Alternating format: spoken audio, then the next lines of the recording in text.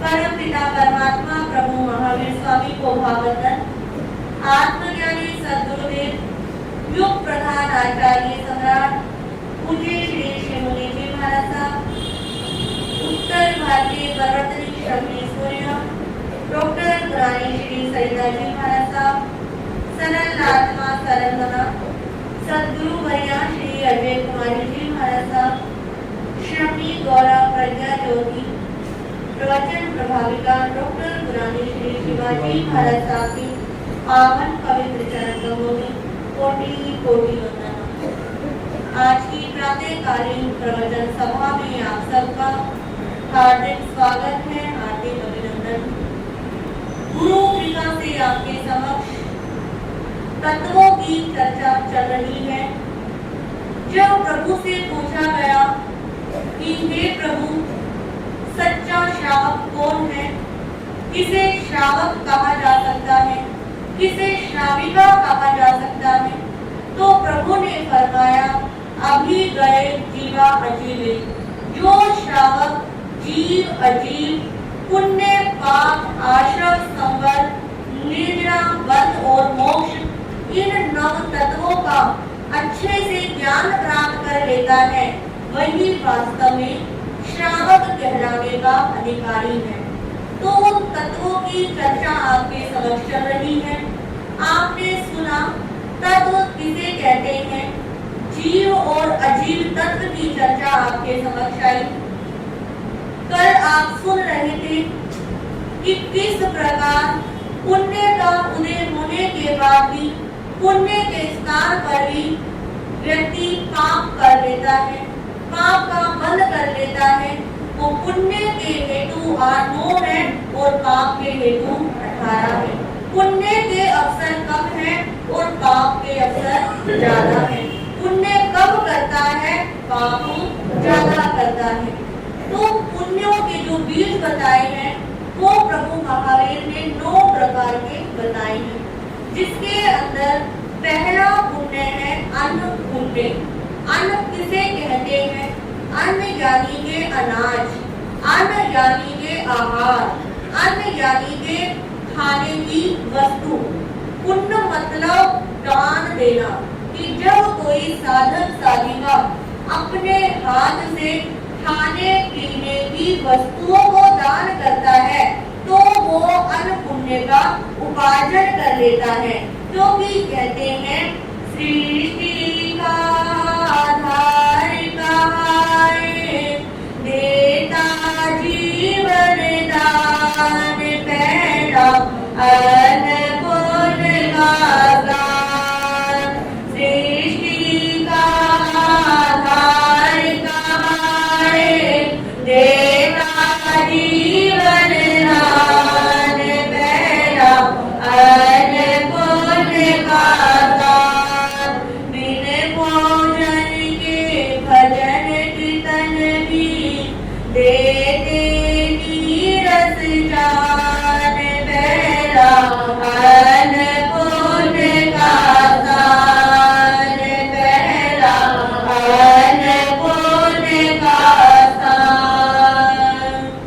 कहते हैं जिस प्रकार शिक्षा का आधार वर्णमाला होती है, शिक्षा ग्रहण करने के लिए वर्णमाला का ज्ञान जरूरी है, उसी प्रकार जीवन चलाने के लिए अन्न का आधार होना बहुत जरूरी है। हमारे इस शरीर का आधार क्या है, आहार है। आहार के बिना ये शरीर चल ही नहीं सकता। 3 प्रकार का आहार होता है। कौन कौन सा याद है किसी को? रोजा आहार, रोमा आहार और कमला आहार। इसके अंदर यदि कोई व्यक्ति आहार का त्याग कर देता है, यानी कि उपवास इत्यादि कर लेता है, फिर भी रोमा आहार तो क्या होता रहता है, हमारा चलता ही रहता है। कि हमारे रोम के माध्यम से हवा हमारे शरीर के अंदर पहुंचती है, उसके माध्यम से हमारा क्या चलता है, जीवन चलता है। कोई व्यक्ति कितनी भी तपस्या कर ले, कितने भी मास कमल कर ले, 1 मास कमल 2 मास कमल, आखिर उसे एक ना एक दिन क्या करना पड़ता है, भागना तो करना ही पड़ता है। ऐसा कोई भी सृष्टि के अंदर कोई भी ऐसा जीव नहीं है जो आहार के बिना जीवित रह सके, क्योंकि आहार हमारी शरीर का क्या है, आधार है। हम वनस्पति जगत में देखें, क्या वनस्पति जल के बिना जीवित रह सकती है, नहीं रह सकती। यदि वनस्पति को जल ना मिले तो वो क्या हो जाती है, मुरझा जाती है। आप पेड़ पौधे रखते हैं तो उसका भी क्या रखते हो, ध्यान रखते हो ना कि सही हवा मिल रही है, सही समय पर खाद पानी इत्यादि मिल रहा है या नहीं मिल रहा है। उसी प्रकार जब कोई मशीन लगाता है तो मशीन का आधार, मशीन का आहार क्या होता है, तेल होता है। यदि उस मशीन को तेल ना दिया जाए तो वो मशीन क्या हो जाती है, चलती नहीं है, वो हार्ड हो जाती है, उसकी ग्रीस क्या हो जाती है, खत्म हो जाती है।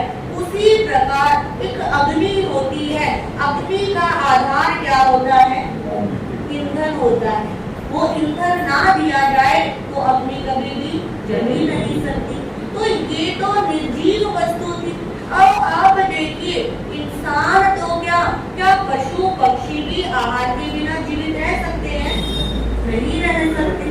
जब अकाल जैसी स्थितियां पड़ती हैं तब मानव तो क्या पशु पक्षी भी क्या करते हैं, अपनी जान गवा देते हैं। तो सृष्टि में कहा है सबसे ज्यादा प्रमुख दान, सबसे ज्यादा सर्वश्रेष्ठ दान किसको कहा है, अन्नदान को कहा है। क्योंकि कहते हैं अन्नदान करने से हमारे अशुभ कर्मों का क्या होता है, क्षय होता है। ज्योतिष के अंदर आपने सुना होगा कि कई लोग करते भी हैं कि यदि आपका केतु ग्रह खराब है तो कुत्तों को क्या दे दो, रोटी दे दो।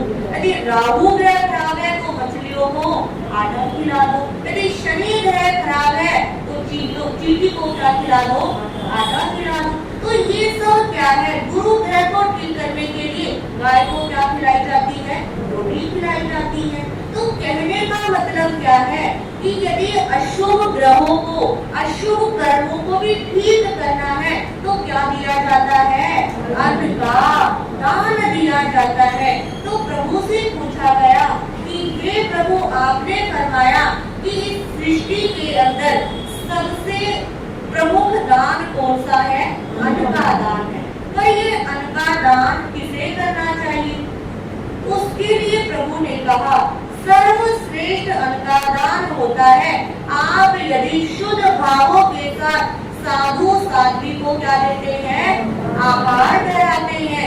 यदि नगरी के अंदर साधु साध्वी नहीं है तो किसी साधार्मिक बंधु को क्या कराते हैं, आहार कराते हैं। यदि साधार्मिक बंधु नहीं है तो किसी ने तपस्या किसी की चल रही है, आप उसका पालना करा करके अन्न पुण्य का क्या ले सकते हैं, लाभ ले सकते हैं। फिर आगे प्रभु ने कहा कि आपको कोई ऐसा व्यक्ति भी नहीं मिल रहा तो आप किसी असहाय व्यक्ति की, किसी गरीब व्यक्ति की, किसी दीन व्यक्ति को खाना खिलाकर क्या कर सकते हैं, अन्न पुण्य कमा सकते हैं। पर विडंबना ये है कि आज के समय में आहार दान की परंपरा कम हो रही है और आहार संख्या क्या हो रही है, बढ़ रही है। कैसे बढ़ रही है कि आप क्या प्रतिदिन साधु साध्वी को आहार कराते हो। आज के समय में क्या लग गई है, बारियां लग गई है, वो भी कितने दिन, हफ्ते में एक दिन और एक बार। तो वैसे कहा गया यदि साधु साध्वी बिना बताए घर में आ जाए तो क्या किसी के घर में आहार मिलेगा, नहीं मिलेगा। एक दो घर पे छोड़कर किसी के घर में आहार नहीं मिलेगा। बल्कि सेवक को क्या कहोगे, तू मुझे बता नहीं सकता था, तो पहले हमें क्या कर देता, इन्फॉर्म कर देता, हम तो घर पर नहीं थे, ये नहीं था, वो नहीं था। तो प्रभु कहते हैं, हमारे शास्त्र कहते हैं कि आगे आने वाला समय ऐसा आएगा कि व्यक्ति को पुण्य के साधन ही क्या हो जाएंगे, कम हो जाएंगे। पहले के समय में साधु साध्वी बिना बताए जाते थे, घर पर पोछी के लिए आते थे और एक विधान चलता था कि जब सुबह रोटी बनानी शुरू करते थे तो 3 रोटी क्या करते थे, निकालते थे। पहले रोटी गाय की, दूसरी कुत्ते की और तीसरी मेहनत रानी की, और उसके बाद भी पूरे परिवार के लिए एक साथ ही क्या करा जाता था, रोटी बनाकर रख दी जाती थी। और उसमें से यदि किसी की रोटी बच जाती थी तो वो क्या करते थे, गली मोहल्ले के अंदर कोई गरीब परिवार है उसको क्या कर देते थे, दे देते थे। क्या ये साधन आज के समय में है? यहाँ तक कि लोगों ने तो गाय की रोटी निकालना भी क्या कर दिया, बंद कर दिया कि महाराज गाय मिलती नहीं है, किसे रोटी देंगे, वो रोटी खराब हो जाती है। तो प्रभु कहते हैं कि हमें प्रभु ने साधन दिया कि इससे आप क्या कर सकते हो, पुण्य कमा सकते हो। उस पुण्य के स्थान पर आप क्या कर लेते हो, पाप का बंद कर लेते हो। आज के समय में जितने घर के मेंबर होते हैं उतनी बार क्या चलता है, तवे पर रोटी पकाई जाती है, और जो जितनी रोटी खाता है उसको उतनी ही रोटी। एक की भूख है तो पहले पूछ लेते हैं कि क्या खाओगा, एक बनाऊं या 2 बनाऊं, उससे ज्यादा मैं नहीं बनाऊंगा। अगर बच भी गई तो आप क्या कर सकते हो, किसी दूसरे को दे सकते हो। परंतु आज के समय में इस अन्न पुण्य का महत्व क्या हो गया है, बहुत ज्यादा कम हो गया है।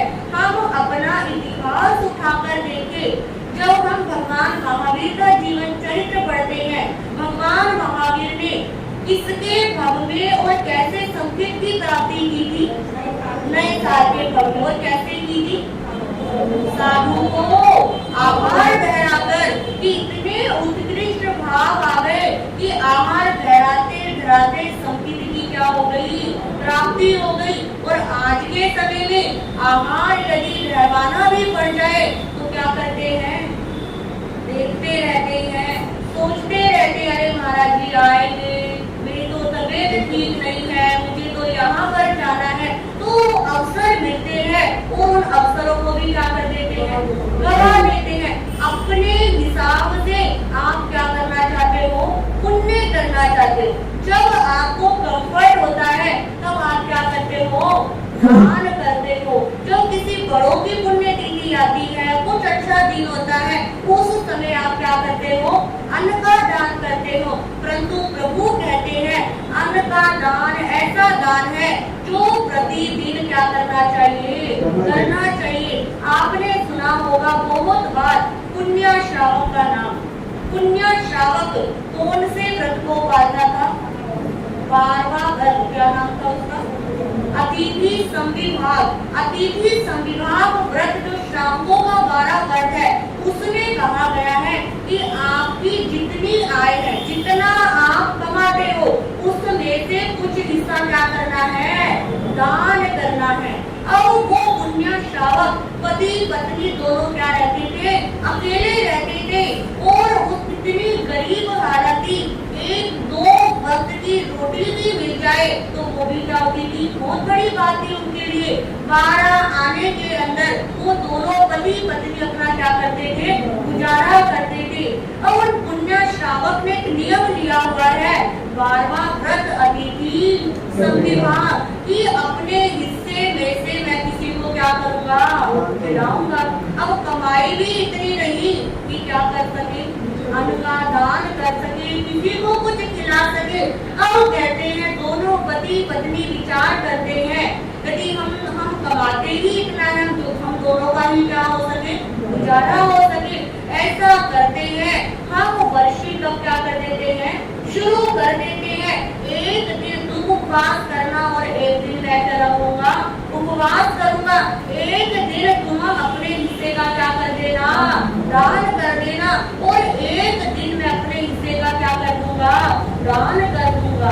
तो वो क्या थे, पुण्य श्रावक। पुण्य नाम तो किसी का भी हो सकता है, परंतु उनके नाम के आगे क्या लगा, श्रावक लगा। वो इसलिए लगा कि ऐसी स्थिति होने के बाद भी उन्होंने धर्म के ऊपर क्या रखी, श्रद्धा रखी, विश्वास रखा कि मुझे अपना व्रत क्या करना है, पालना है। या आपके घर में कोई रिश्तेदार आ जाए, कोई बिजनेसमैन घर पे आ जाए, कोई मिलने जुलने वाले आ जाए, आप उसको क्या खिला रहे हो? अच्छे से उसकी खातिरदारी कर रहे हो, खाना खिला रहे हो। क्या ऐसा करके आपने पुण्य कर लिया? क्या आप तो कहोगे आप तो मेरे घर पे मेरे गेस्ट आ गए और मैंने क्या कर लिया? अनपुण्य कर लिया। प्रभु कहते हैं जहाँ पर स्वार्थ की भावना है, आप किसलिए करते हो कि ये क्या कर रहा है, कि मेरा रिश्तेदार है, यदि मैंने इसको नहीं खिलाया, इसकी खातिरदारी नहीं करी तो मेरी क्या हो जाएगी? बेइज्जती हो जाएगी। जो बिजनेसमैन होते हैं वो क्या करते हैं? अपनी पार्टीज को अच्छी अच्छी क्या कराते हैं? अच्छे से खाना खिलाते हैं ताकि हमें अच्छा सा क्या मिले? ऑर्डर मिले। तो प्रभु कहते हैं कि जहाँ पर भी स्वार्थ की भावना होती है वहाँ पर किया गया किसी को खाना खिलाया हुआ कभी आपका पुण्य नहीं हो सकता। पुण्य होता है जब आप शुभ भावों के साथ क्या करते हो? पुण्य करते हो। आपने सुना होगा वो बालक संगम देव, सुना होगा सबने को, संगम देव की छोटी सी कि किस तरह उन्होंने आहार का क्या करा था? दान किया था। कहते हैं वो छोटा सा बालक बचपन में ही पिता का साया सिर से क्या हो गया? चला गया। और माँ की इतनी गरीब हालत कि अपना और अपने बच्चे का गुजारा इतनी मुश्किल से करती थी, घरों में काम कर करके अपना और अपने बच्चों का क्या कर रही थी? गुजारा कर रही थी। और एक दिन कोई त्योहार का मौका था, बच्चे आपस में खेल रहे थे और सब बच्चे आपस में कहते हैं आज तो हमारी मम्मी ने खीर बनाई है और हम क्या करेंगे? खीर खाएंगे। और वो संगम बच्चों से पूछता है अरे खीर क्या होती है? मैंने तो कभी खीर का नाम भी नहीं सुना और मैंने तो कभी खीर देखी भी नहीं है। वो बच्चे कहते तुझे नहीं पता? अरे वो खीर दूध से क्या होती है? बनती है। चावल और चीनी डाल के उसे क्या करा जाता है? पकाया जाता है।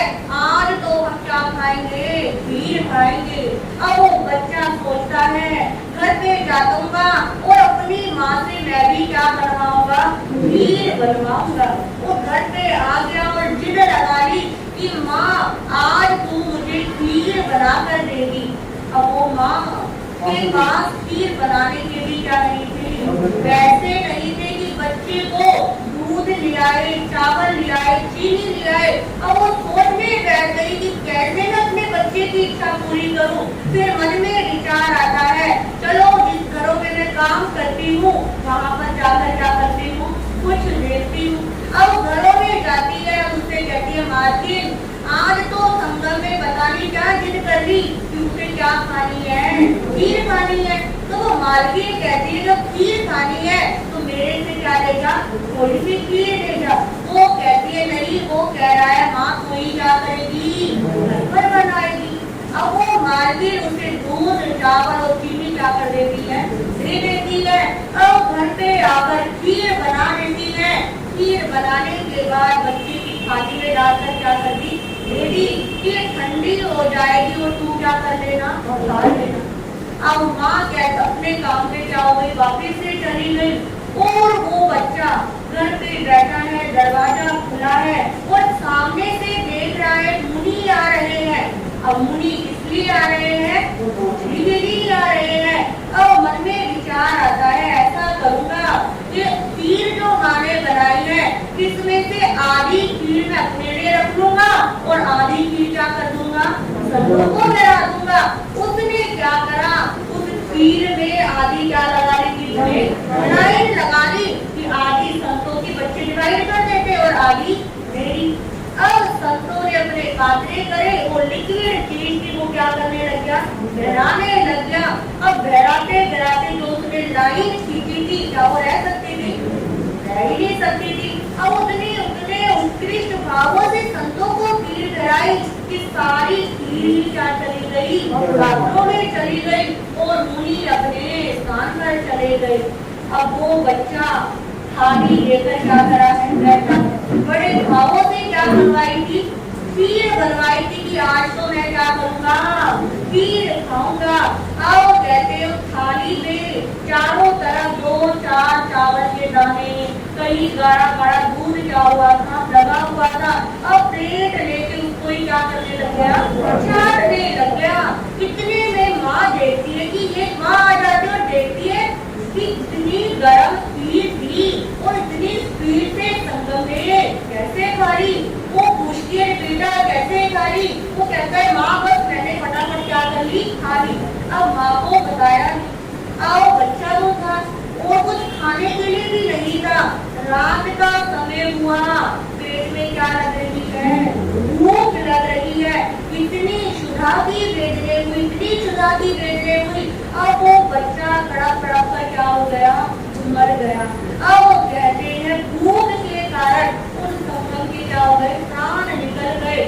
और वो ही संगम देवलोक में जिसे अगला जन्म उसका उसी नगर के अंदर धन्ना शादी करने के रूप में होता है कि देवलोक से प्रतिदिन 33 क्या आती थी, बेटियां आती थी। ये किसका परिणाम था कि उसने शुद्ध भावों से क्या बहराई थी, संतों को खीर बहराई थी। तो मतलब खीर से नहीं है, मतलब ये है कि आप कितने शुद्ध भावों से क्या बहराते हैं, आहार ठहराते हैं, आहार का दान देते हैं। भगवान ऋषभ देव का भव देखिए, उन्होंने भी जब वो धन्ना साधवा के रूप में थे, संतों को आहार ठहराकर ही संकीर्त की क्या करी थी, प्राप्ति की थी। भरत चक्रवर्ती उन जैसी रिद्धि सिद्धि क्या करना चाहते हैं, सब प्राप्त करना चाहते हैं। उन्होंने भी पिछले भवों के अंदर 500 मुनियों को क्या ठहराया था, आहार ठहराया था। उसके कारण ही उनको क्या मिला था, चक्रवर्ती जैसा महान प्रभावशाली ये पद मिला था। और इतना ही नहीं, हमारे शास्त्रों में आता है जब भगवान महावीर जीवन चरित्र पढ़ते हैं, पूर्ण सेठ का नाम आता है कि पूर्ण सेठ 4 महीने प्रतिदिन भगवान के पाने की भावना भागा रहा कि भगवान का पालना और भगवान क्या करे, मेरे घर पर बधाए। और सिर्फ आहार की भावना मात्र से, भावना भावे मात्र से वो 12वें देवलोक में क्या करता है, जाता है। तो प्रभु ने कहा कि इन पुण्यों को आप आम पुण्य मत समझना, अपने आप को देखो कि मुझे प्रतिदिन कितने अवसर मिलते हैं, एक महीने के अंदर में कितनी बार अन्न का क्या करता हूँ, दान करता हूँ। आज के समय में जो भरा हुआ होता है उसको लोग क्या करते हैं, सब भरते हैं। और जिसके पास कुछ नहीं होता उसकी तरफ कोई देखता भी नहीं है। और इतना ही नहीं, खाने की कितनी ज्यादा क्या होती है, वेस्टेज होती है। तो जब खाना आप छूटा छोड़ते हैं, इधर उधर फेंकते हैं, तो पुण्य के स्थान पर अन्न का क्या कर लेते हैं, पाप कर लेते हैं। प्रभु ने कहा कि ये कोई साधारण पुण्य नहीं है। 22 परिशों के अंदर भी पहला परिचय कौन सा आता है, क्षुधा। क्षुधा यानी के भूख। इस भूख को धारण करना बहुत क्या है, मुश्किल है।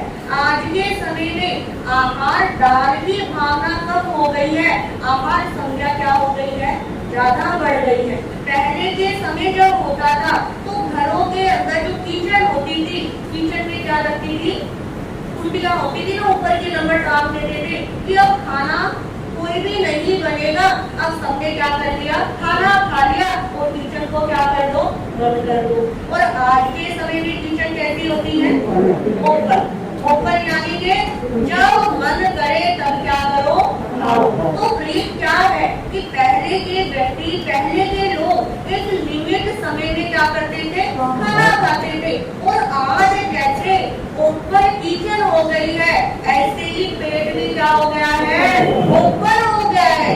जब मर्जी जितना मर्जी डालो, ये कभी बस नहीं करता।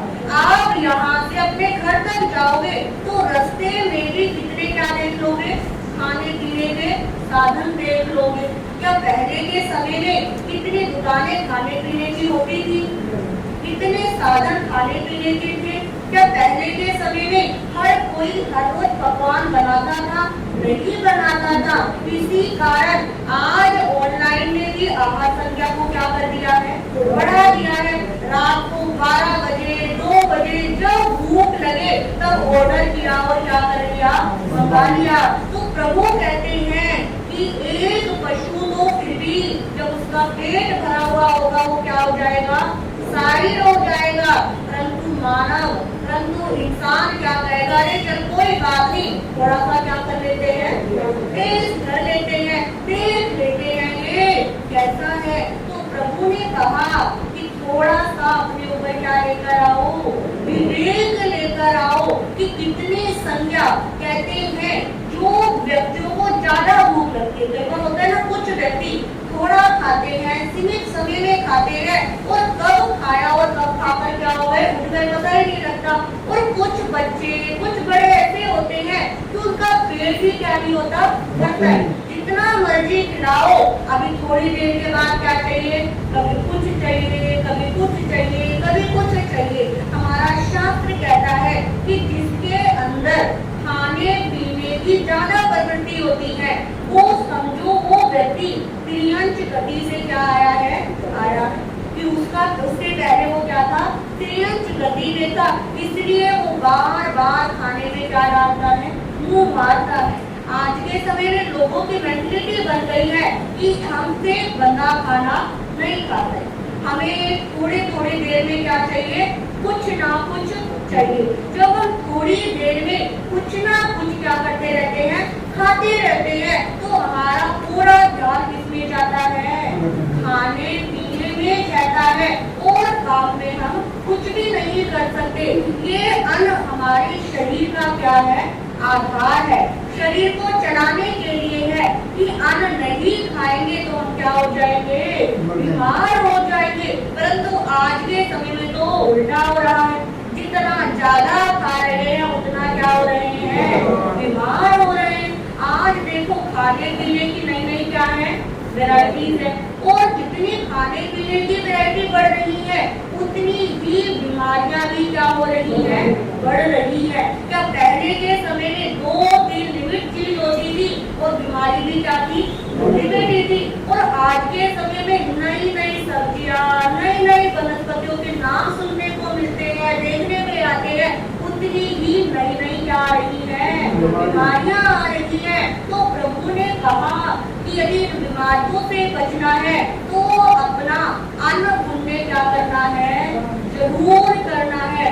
जब भी अवसर मिले भगवान को कहो, हे प्रभु आज मुझे अन्न पुण्य का क्या देना, अवसर देना।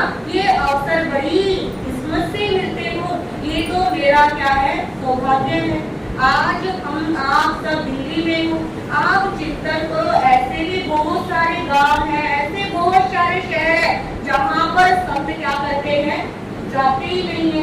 कितने कितने वर्षों के बाद किसी किसी संत का क्या होता है, पधारना होता है, और उसमें से उनको कितने दिनों में कितनी बार क्या मिलेगा, आहार पानी कराने का अवसर मिलेगा। तो ये तो आपका क्या है, पुण्य कर्म है कि दिल्ली जैसे और रोहिणी के अंदर इतने स्थानक होने के बाद, इतने साधु संत होने के बाद 12 महीने ही कोई ना कोई क्या मिलता रहता है, आहार पानी ठहराने का अवसर मिलता रहता है। और उस अवसर को सिर्फ अवसर ही ना समझे, अपने पुण्य उपार्जन का क्या समझे, हेतु समझे। इतने शुद्ध भावों से आहार ठहराओ कि ये मेरा आहार कहाँ जा रहा है, इनको ठहराया हुआ आहार इनकी संयम साधना में क्या बनेगा, सहयोगी बनेगा। मेरा कितना पुण्य है कि मैं इनको क्या ठहरा रही हूँ, आहार ठहरा रही हूँ। ये तो 5 महाव्रतों का क्या करते हैं, पालन करते हैं। और मैं तो श्रावक के एक व्रत को भी पूरी तरह से क्या नहीं कर पाते, पूरी तरह से नहीं पाल पाते। तो प्रभु ने कहा कि इस अन्न पुण्य को अपने जीवन का क्या बनाओ, एक हिस्सा बनाओ कि क्या करना है, मुझे अन्न पुण्य करना ही करना है और शुद्ध भावों के साथ करना है। क्योंकि कहते हैं देने से कभी कम नहीं होता। देने से जो पड़ा हुआ, कहते हैं ना, पड़ा हुआ पानी है, यदि वो जमा रहेगा तो वो क्या हो जाएगा,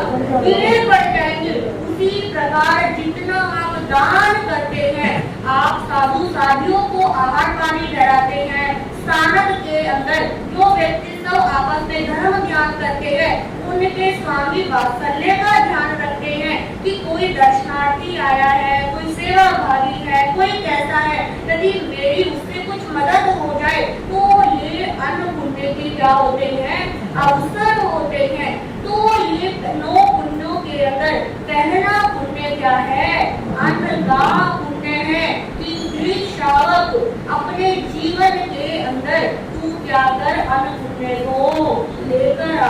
जब आपके अंदर अन्न पुण्य की भावना आ जाएगी तो श्रावक का 12वां व्रत का क्या कर लोगे आप, पालन कर लोगे। 12वां व्रत होता है अतिथि संविभाग की अपनी आय में से, अपने हिस्से में से किसी दूसरे को ठहराकर आप श्रावक कहलाने के भी क्या बन सकते हो, अधिकारी बन सकते हो। अब ये निर्णय आपका है कि आपको श्रावक बनना है या नहीं बनना है, इस पुण्य को कमाना है या नहीं कमाना है, इस पुण्य के अवसर का लाभ उठाना है या इसको हाथों से ऐसे ही जाने देना है। तो 9 पुण्यों में अन्न पुण्य को आज आपने क्या करा, श्रवण करा। फिर कल आपके समक्ष दूसरा पुण्य कौन सा आएगा, पान पुण्य। पान यानी के जल, कि पानी के माध्यम से हम कैसे पुण्य को कमा सकते हैं। ये छोटे छोटी सी चीजें, हमारा धर्म क्या है, बहुत सूक्ष्म है। या बाहरी चीजों की, बाहरी आडंबर की कोई प्रभु ने स्थान नहीं दिया, सिर्फ छोटे छोटे क्या बताए हैं, बेबी स्टेप बताए हैं कि इसको फॉलो करके हम अपने कर्मों का क्षय कर सकते हैं। जैसे आपने जीव और अजीव के बारे में सुना, क्या जीव और अजीव का चिंतन करने के लिए कुछ प्रयास करना पड़ेगा, कुछ बाहर से खरीद कर लाना पड़ेगा? नहीं ना, सिर्फ क्या करना था, चिंतन ही करना था।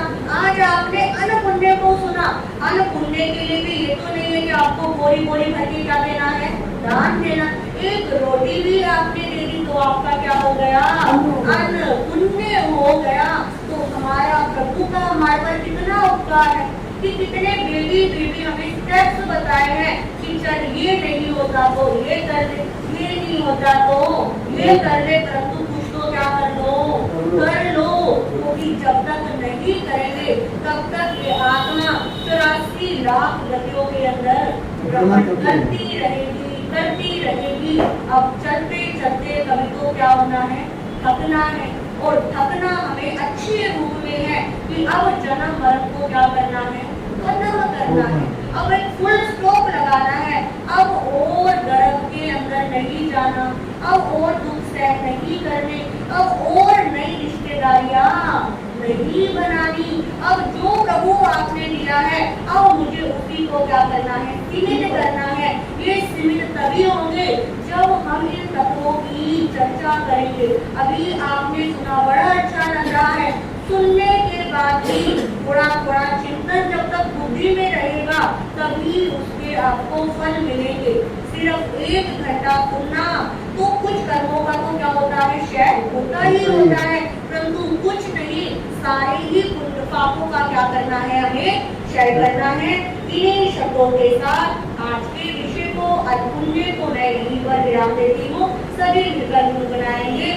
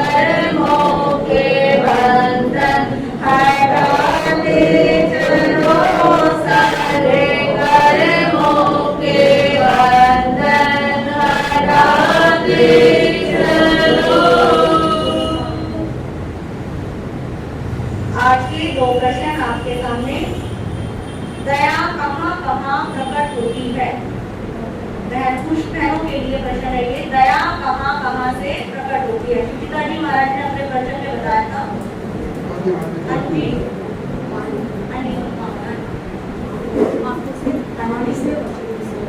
आँख से, वाणी से और हमारे शरीर के माध्यम से। अब दूसरा प्रश्न है भाइयों के लिए, 22 परिशों के अंदर पहला परिचय कौन सा है? 22 परिशों के अंदर एक ही भाई ना के और भी तो आप सबने सुना है ना। हाँ जी, हमारे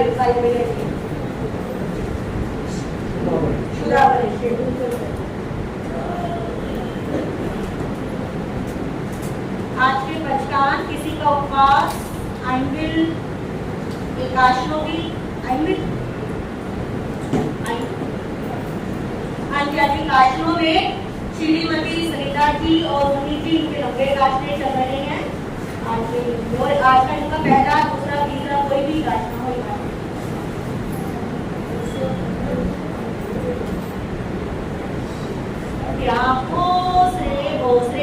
आज का सामूहिक पंचकान रहेगा। आज भोगले का क्या करेंगे? हाँ जी बहनों, 2 मिनट की बात है, खत्म मंगल पाठ सुना दी जाएगी।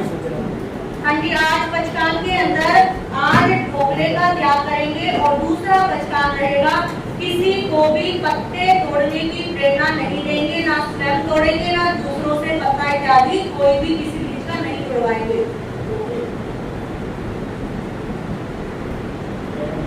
भोसरे भोसरे माला के अंदर आज की माला रहेगी ओम नमो चरितस, ओम नमो चरितस, यानी कि चरित्र को नमस्कार हो। जितनी भी चरित्र आत्माएं हैं उन सबको हम क्या करते हैं? नमस्कार करते हैं।